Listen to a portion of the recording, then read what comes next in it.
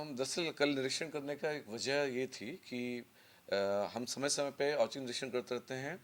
खाली इंजेक्शंस देखने के लिए नहीं कि वार्ड की व्यवस्थाएं कैसी हैं, और दूसरी बात है वहाँ पे जो बीएसटीज हैं, डॉक्यूमेंटेशन है वो प्रॉपर हो रहा है कि नहीं हो रहा।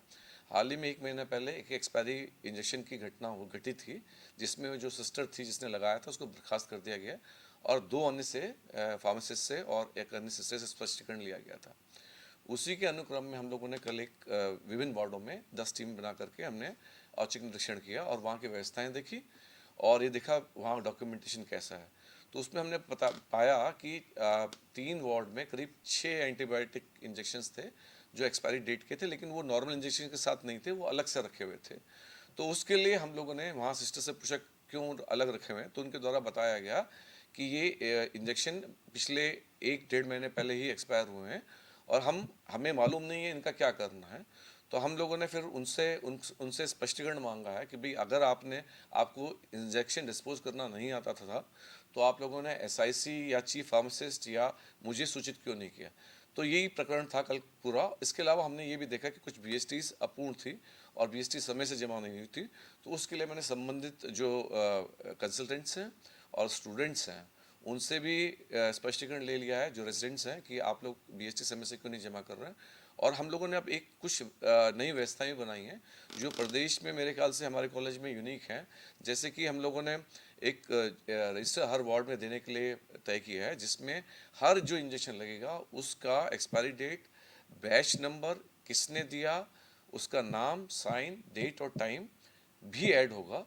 उसके अलावा सारे के सारा जो जितने वार्ड है, हर वार्ड में एक एक डॉक्टर को इंचार्ज बनाया गया है, और वहाँ के जो नर्सिंग सुपरवाइज़र है, यानी कि जो उस वार्ड की इंचार्ज है,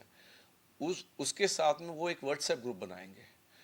और इस व्हाट्सएप ग्रुप के माध्यम से वो अपनी प्रॉब्लम शेयर करेंगे। दूसरी बात में औचक, मान लीजिए कि जैसे कोई डॉक्टर है वो जानना चाहता है, रात के 10 बजे भी फ़ोन कर सकता है वहाँ की सिस्टर को, कि वीडियो कॉल करके भाई आप फलाने नंबर बेड को दिखाइए कि उसको इंजेक्शन मिले अथवा नहीं मिले, उसके तीमारदार से भी बात कर सकता है। तो इससे क्या होगा कि जो व्यवस्थाएं हैं वो निचले स्तर से ही मजबूत होंगी। और इसके अलावा हमने एक रिटर्न इंडेंट का भी हमने एक प्रक्रिया अपनाने जा रहे हैं, जिसमें जो एक्सेस इंजेक्शंस होते हैं, यानी कि जो ज़्यादा, जैसे मान लीजिए कोई पेशेंट डिस्चार्ज हो गया और उसके समय से पहले डिस्चार्ज हो गया, वो या घर जाने की जिद कर रहा है और इंजेक्शन हमने इंडेंट कर रखे छुट्टी की वजह से, तो उसके इंजेक्शन हमारे पास में एक्सेस हो जाते हैं। तो उन इंजेक्शंस को, वो इंजेक्शन एक्सपायर ना हो,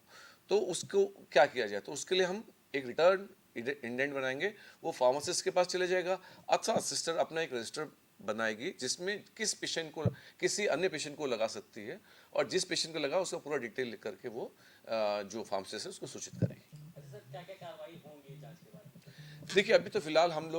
मैंने जो है एसआईसी को निर्देशित किया है, जिन जिन वार्ड में ये एक्सपायरी डेट के इंजेक्शन मिलते हैं उन सारी सिस्टर से पहले कारण बताओ नोटिस जारी किया जाएगा कि भाई रखे गए, तो चूंकि इंजेक्शन नॉर्मल इंजेक्शन के साथ मिक्स नहीं थे